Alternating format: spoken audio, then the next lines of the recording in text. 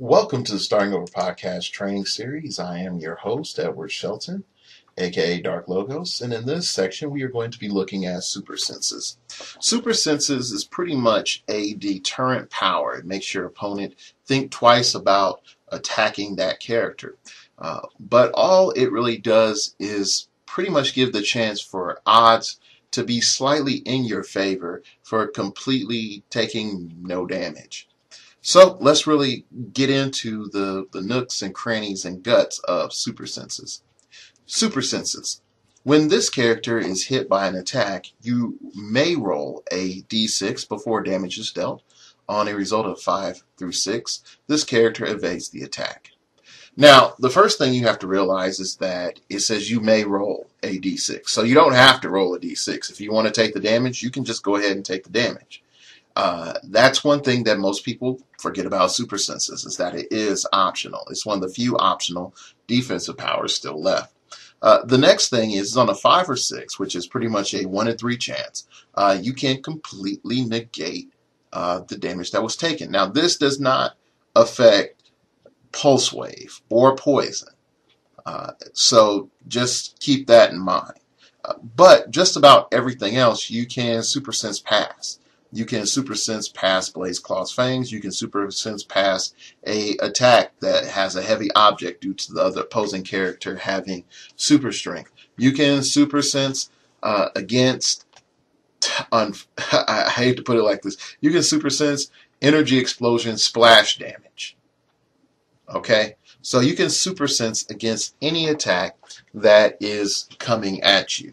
Alright. Now, the one thing that we must look at super senses is that if it's an attack that comes towards you that does not say unavoidable damage, then you can use super senses.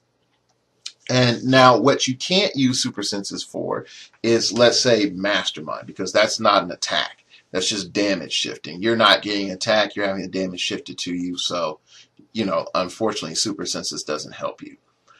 But super senses' main role in the meta is a deterrent to make sure that your opponent second guesses to targeting that particular character.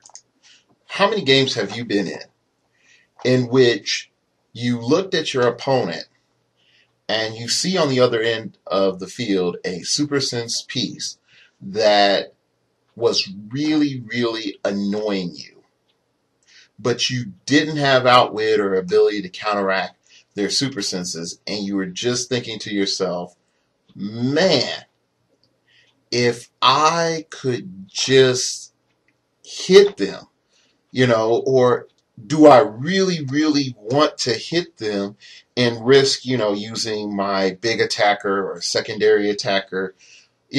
What can I do? So that's the biggest thing about super senses. Super senses is a deterrent for the possibility of what may happen. The thing that most people don't process is, for a majority of figures, super senses is in the favor of the attacker. But for how people act, they would think super senses is in the favor of the defender. So that takes a lot into consideration, that, if you don't hit super senses, during a game, it's because, probability says that you really shouldn't have a chance of rolling super senses. Now, if somebody is just, nothing but making super senses, don't let that deter you from your decision making. Okay? Because if you're saying to yourself, well, they're making all their super senses roll, so I shouldn't attack that figure. No. That could just be that person might have loaded dice, or that person is just getting really lucky. You can't say, oh, well, they have super senses and he rolls well, so therefore attacking a figure with super senses is a bad idea. That's poor logic, okay? The next thing that we have to look at with super senses is, what type of figure are we pairing super senses with? Now, a ranged figure with super senses is okay. But a melee figure with super senses is a little bit better, or a mid-range figure with super senses is a little bit better. Why is that? Okay, we have to look at it like this. How often am I going to be using my defensive power? And this is one of the thoughts I want you to have throughout the series. How often am I using this? If I'm a range figure, what's going to better serve me? Energy shield deflection or super senses? Most likely energy shield deflection. If I'm a melee character, which is better going to serve me? Combat reflexes or super senses? Or you could say, hey, between toughness or super senses. Well, it depends on the figure and what they're doing and what their role is. So we can say like a figure that their whole purpose is to annoy you. Then super senses is great because now you have to take your time out to deal with this annoyance.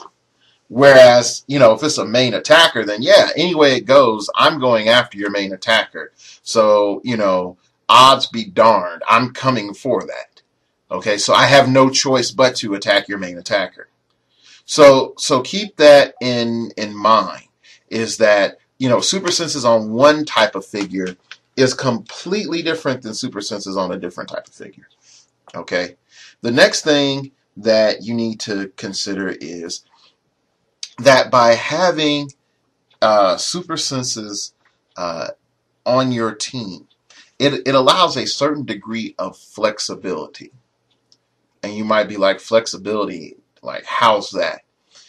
Okay, when you have characters, like let's take a range attacker for example, that has energy shield deflection. Once they sit on top of Henry terrain, they are maxed at +3 from range. Whatever they have, that's it. Okay, their stat values cannot be manipulated any further for a ranged attack unless they have a replacement value, which is higher.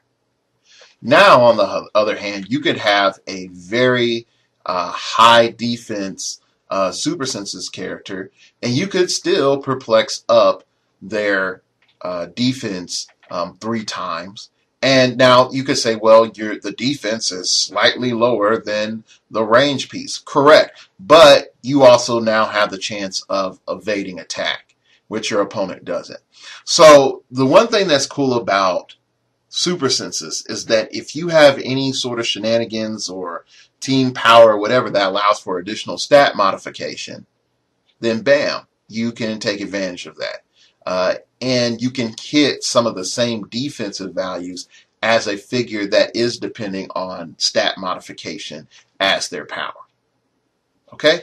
So keep all those things in mind, and I want you to do the following exercise. And this exercise is going to be a little bit challenging, okay? Because you start to realize that super senses in and of itself is something that happens by chance. So I want you to do the following.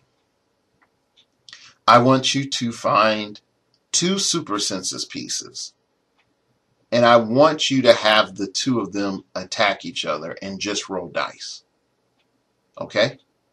I want you to have them attack each other and roll dice. That's it. They can be next to each other, doing ranged attacks, whatever.